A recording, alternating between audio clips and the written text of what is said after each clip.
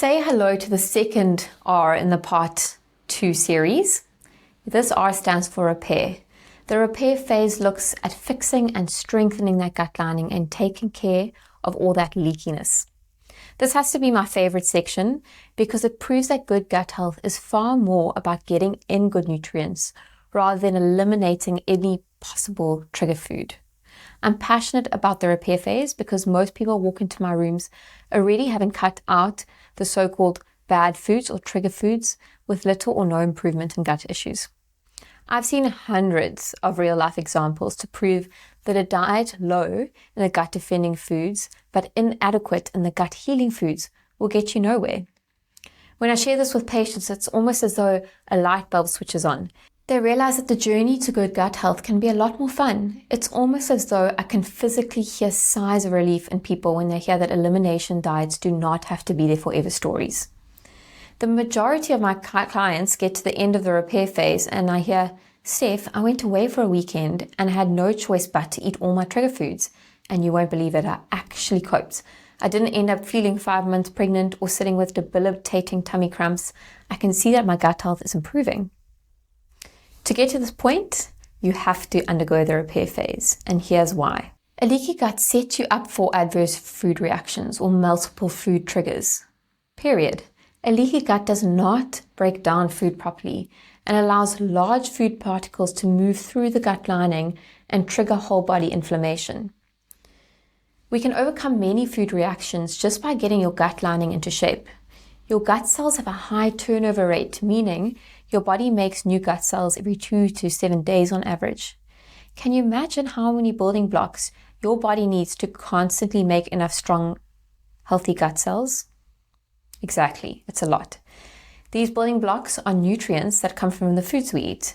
You need a nutrient-dense, varied diet to ensure that your body has all the building materials to repair and maintain a strong gut. The beauty of nutritional science amazes me. Every nutrient has been created for a specific function in the body, which means that if we're eliminating foods or have a so-called lazy, boring diet, then we're not giving the gut what it needs. To give a kickstart into the repair phase, we're going to discuss the 5 reparative nutrients that you can easily get into your diet through specific foods. So we're going to start with nature's most important anti-inflammatory nutrient, omega-3. In reality, not a lot of us eat enough fish. It's often difficult to find fresh sources, it's too expensive or smelly to cook. We can get omega-3 from plant-based sources like chia seeds, flax seeds, walnuts, and pecans. These are great, but not all of our bodies can actually convert the plant-based form of omega-3 into its active state to enter our cells. So here are 4 tips to get in that will help you with increasing omega-3 intake. Number 1, if fish is available for you, get in at least 2 portions weekly. If you're a fan of sardines or anchovies, then lucky you. They are the richest in omega-3, affordable, and actually sustainably fished in South Africa. Next, store your flaxseed in the freezer to best preserve its omega-3 content. Aim for 2 tablespoons of omega-3 nuts or seeds every single day. And then lastly, if you're a candidate for omega-3 supplementation, go for a pure omega-3 supplement and not an omega-3 6-9 combo. Your supplement must be third-party tested to make sure it's free from heavy metals and is actually shelf-stable. Your gut cells absolutely love our fatty vitamins like vitamin D and vitamin A. They actually just can't get enough of them. It is difficult to get enough vitamin D in through foods, and even from sunshine for that matter.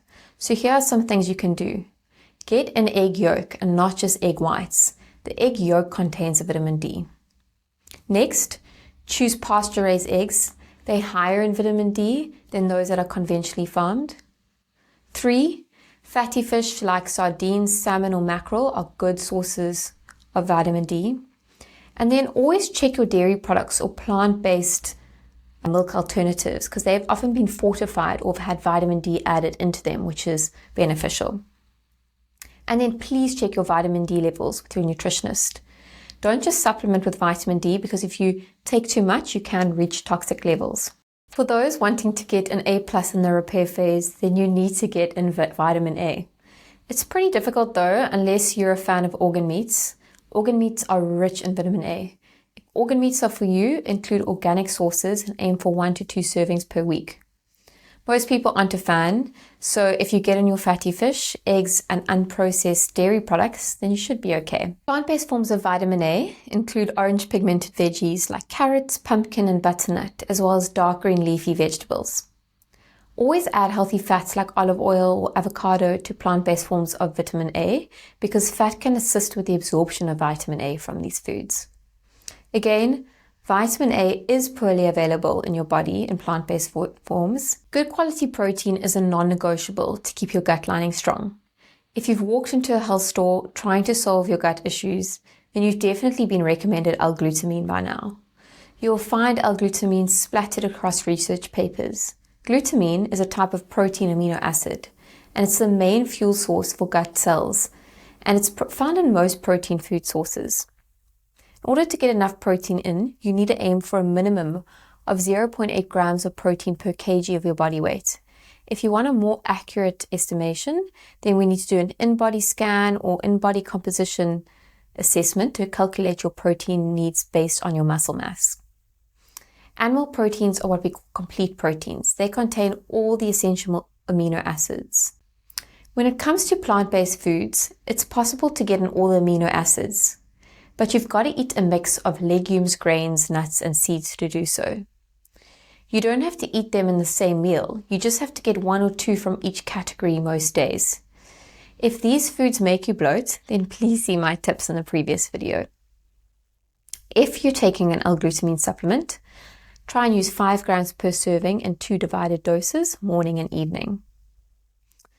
For the last of many important nutrients, let's talk about what we call phytonutrients. If you're into gut health, then you've got to love the rainbow. Every different color pigment in a vegetable or fruit contains a unique phytonutrient. They're nature's potent antioxidants. They're powerful defenders of health. The more color in your diet, the more you'll speed up your gut healing process. The goal is to get 1 or 2 of each color daily: red, green, yellow, white, orange, and purple. But this can be overwhelming, so let's start with some practical changes. Firstly, green veggies are the most varied in phytonutrient content. You've basically got the whole rainbow hidden in this one color. Get in about 100 grams of leafy green vegetables daily. Whether you eat them cooked or raw, they'll benefit you. Cooking methods can decrease or increase the availability of phytonutrients. A top tip is to get in a mix of cooked and raw veggies in your daily diet. If your gut isn't happy with raw veggies yet, then you can start with cooked forms, and steaming or waterless cooking best preserves phytonutrients in foods. So you want to cook your veggies until just tender or just bright, they become bright in color. One of the most forgotten categories of color is purple. I see this all the time. You need to make it your mission to get in 2 dark pigmented foods daily. Think about berries, red cabbages, dark red lettuce varieties, or olives. Herbs and spices are my ultimate trick here. Your spice rack should be overflowing with all different kinds, from dried herbs to spicy kinds like paprika or chili.